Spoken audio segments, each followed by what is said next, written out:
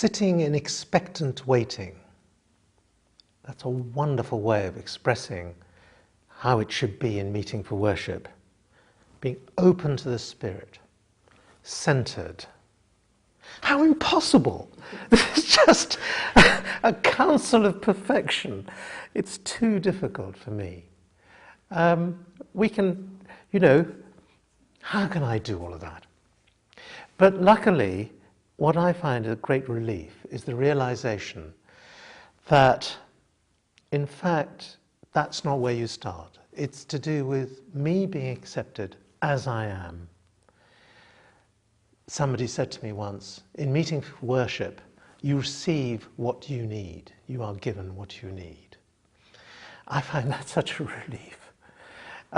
Well, actually, it's put much better than I can express it, I think, in a piece from Quaker Faith and Practice, which I expect you've heard about by now. And this is 2.06. The treasure I had found in meeting for worship seemed startlingly simple, and I held this treasure quietly to myself, exploring its significance, feeling it almost too good to be true. Part of its simplicity was that I and others were to start just where we were at the moment, and to proceed at our own pace from there. How blessed that there were no restraints of belief. The promptings of love and truth were the starting places, and we could move at our own pace to recognize them as the leadings of God, the beyond, which drew me and others on from our limitations and despairs and smallnesses. And I continue to find that really moving. The other wonderful thing about it is that it was written by Ruth Fall in 1987. And I find it wonderful that Quakers continue to reinvent, to find freshness as we move forward. Anyway, having said that, let me share with you actually what I do find. The first thing is that as I sit down into meeting for worship, I have this whirl, this maelstrom of thoughts. It's a complete storm. Of course, this may be what you find, or it may not. People's experiences are their own. Sometimes I never go beyond this through the whole of meeting for worship.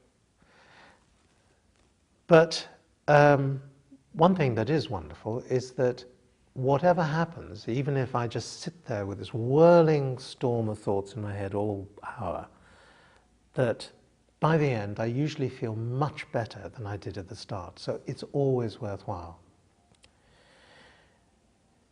Now I'll give, of course, the usual tip that is given by all meditators of every type, that what you should do is just not attempt to hold on to anything. If there are all these thoughts rushing through your brain, then let them go.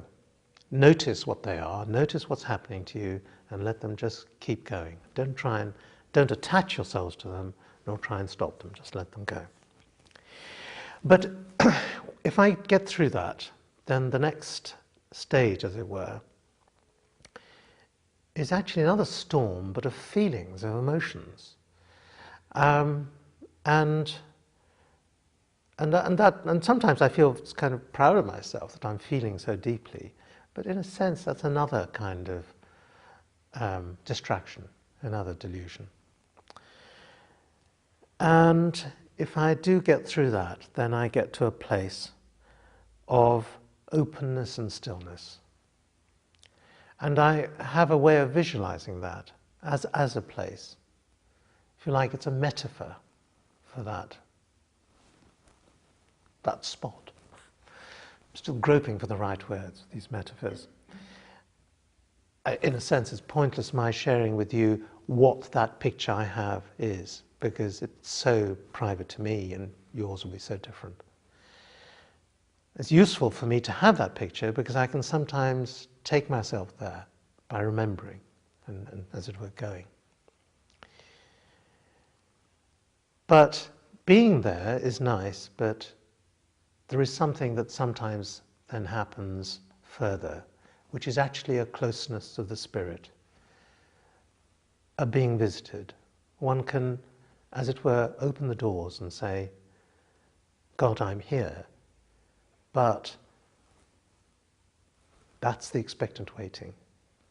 You can't demand to be visited. And I think that's the final thing to say, is that actually all of this is only an approximation. These stages that I'm sinking through, even that is a notion that I've concocted for myself. That's not the truth. And actually all of it is to do with the operation of grace. It's not up to us. We can only wait.